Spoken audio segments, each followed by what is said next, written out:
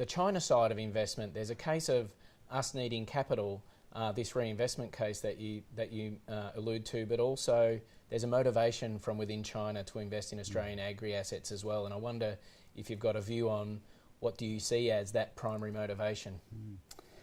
Well, I think it's best summarised by understanding that China's been opened up to free capital markets now for almost a generation too, and there's been a lot of wealth made by some individuals and some corporations in China.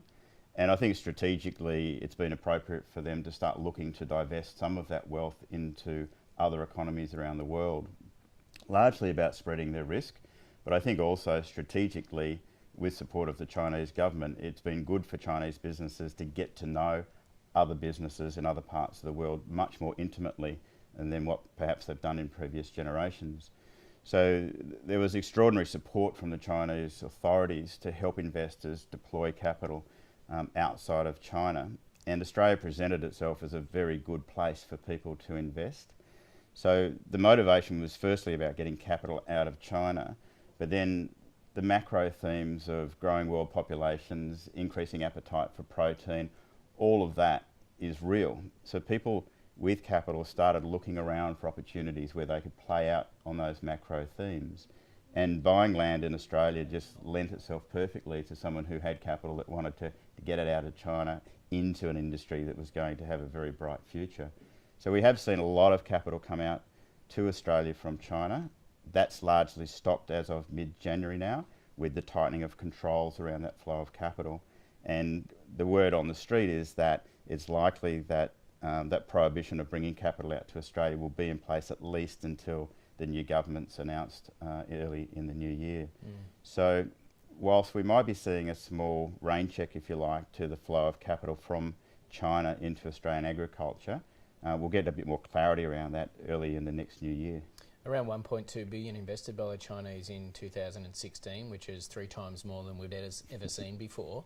I guess a question on the lips of a lot of people in the community within and outside of agri is that healthy for our industry to have China investing so heavily into our market? It seems like, and it feels like sometimes the Chinese are considered different than other foreign investors into our market. Maybe you don't want to answer to that, maybe you do. But the other part is, what do they look for in terms of the playing field here? And you've got a wider investment community looking to invest. Is it unfair? Does the Chinese investor consider the notion of returns in the same way that our own market here does? Look, I think Australian agriculture is in need of capital. There's no doubt about that. And that capital needs to come from somewhere to reinvest into our future.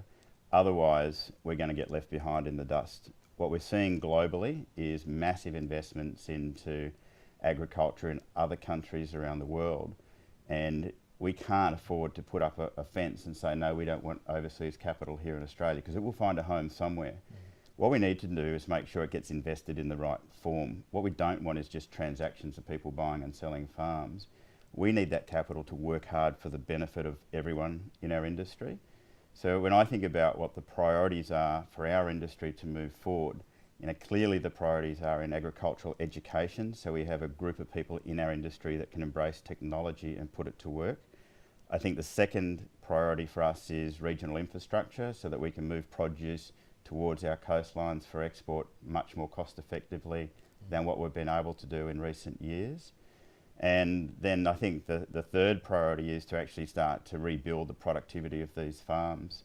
So that involves refencing, repasturing, rewatering, building new cattle yards and new shearing sheds, all of those things that we need to be able to produce more sustainably from the properties that we have.